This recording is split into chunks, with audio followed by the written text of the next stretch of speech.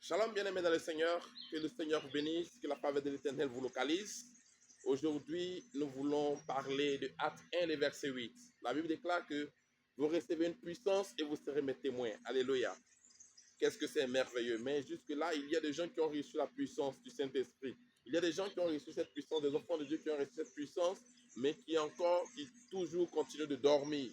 Ils ne font rien avec cette puissance qu'ils ont reçue. Il dit, vous recevez une puissance et vous serez mes témoins. Amen. Qu'est-ce que tu fais de la puissance que Dieu t'a donnée?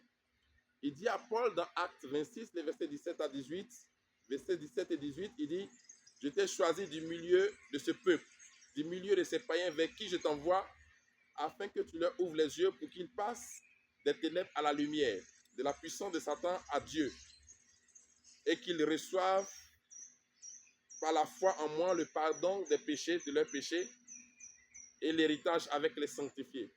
Voilà pourquoi est-ce que Dieu nous donne son esprit.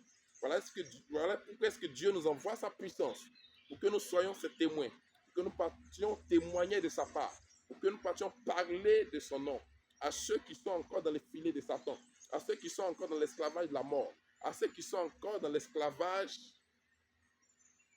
de Satan. Amen. À ceux qui sont pris au piège par Satan. C'est pourquoi Dieu nous donne son esprit. Mais jusque-là, nous dormons. Amen. Réveillons-nous et allons parler de la part de Jésus-Christ.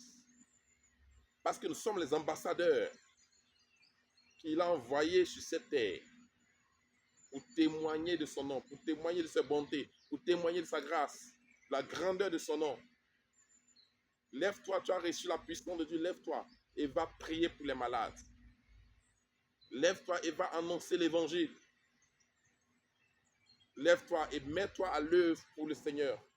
C'est ce qu'il attend de toi, bien-aimé de Dieu. Ne dors plus, parce qu'il ne nous reste plus assez de temps. Que Dieu te bénisse. Que Dieu te bénisse. Ne dors plus avec l'onction que tu as reçue.